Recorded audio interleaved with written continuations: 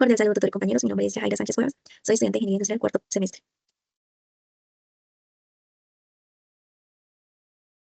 Mi código de curso es 40412, estudiante 182. A continuación voy a explicar mi ejercicio número 4. ¿Sí? A mí me correspondió la letra D, Ingeniería Electrónica. Entonces, en este ejercicio se analiza el enfriamiento de un procesador de computadora. ¿Sí? El procesador inicia con una temperatura de 90 grados centígrados y se enfría en un ambiente cuya temperatura es de 25 grados centígrados. La velocidad de enfriamiento depende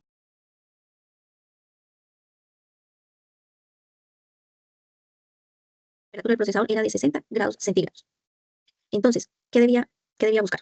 Entonces, debía buscar que en cuánto tiempo tarda el procesador en alcanzar los 30 grados centígrados y cuál sería su temperatura después de 10 minutos. Entonces, aquí tenemos unos datos iniciales que eran nuestra temperatura inicial de 90 grados centígrados y nuestra temperatura ambiente de 25 grados centígrados. Y después de 5 minutos, nuestra temperatura era de 60 grados centígrados.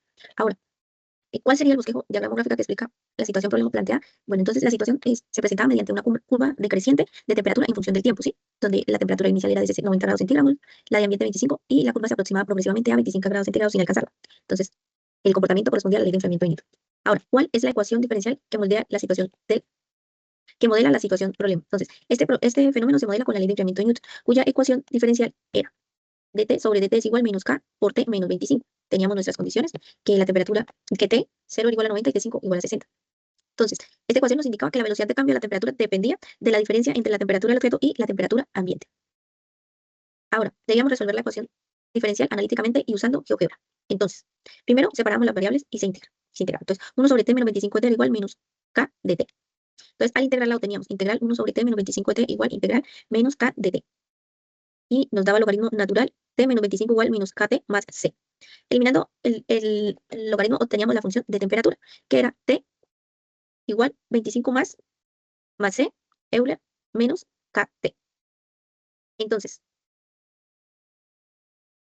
aplicaba la condición inicial. Entonces, donde t 0 era igual a 90, 90 igual 25 más c era igual a 65. ¿Sí? O sea, obteníamos c que era igual a 65 y la ecuación nos quedaba t igual 25 más 65 Euler menos kt. Entonces, cuando calculaba la constante k, para yo poder hallar k, usaba el dato de que t5 era igual a 60. Entonces, 60 era igual 25 más 65 menos 5k. Resolvía. 35 era igual a 65e menos 5k.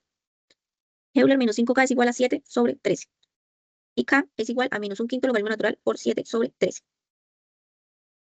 Entonces, en nuestra interpretación de la gráfica, nos representaba la temperatura del procesador en función del tiempo. ¿Sí? La curva era decreciente porque la temperatura disminuía con el tiempo. Además, la curva se aproxima poco a poco a 25 grados centígrados, que es la temperatura ambiente, pero nunca la alcanza completamente. Esto mostraba el comportamiento de la ley de enfriamiento de Newton.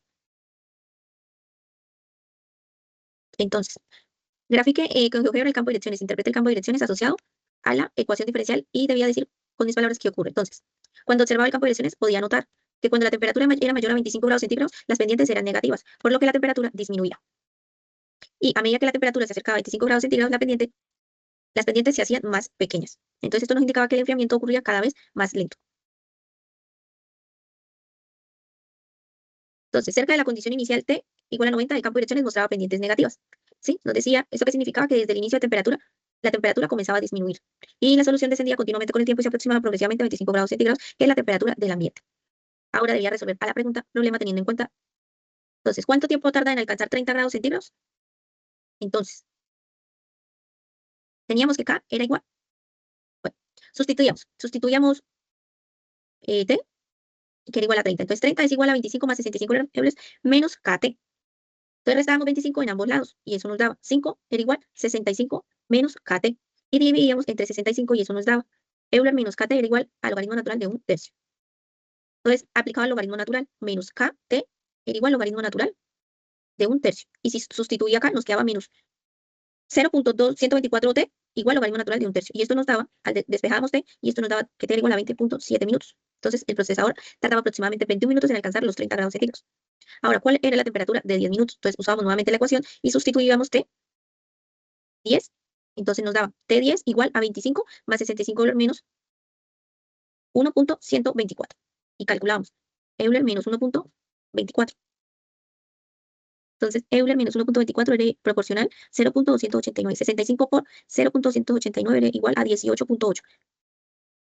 Entonces, 25 más 18.8 nos da 43.8. Esto quería decir que T10 era igual a 43.8. ¿Sí? Entonces, después de 10 minutos, la temperatura del procesador sería aproximadamente 43.8 grados centígrados. Entonces, los resultados nos demostraron que el enfriamiento ocurría más rápido al inicio, ¿sí? Cuando la diferencia de la temperatura del procesador y la temperatura ambiente eran mayor, ¿sí? Entonces, a medida que la temperatura del procesador se acercaba a 25 grados centígrados, el proceso de enfriamiento se volvía cada vez más lento, lo cual es consistente con el comportamiento descrito por la ley de enfriamiento de Newton. Muchas gracias.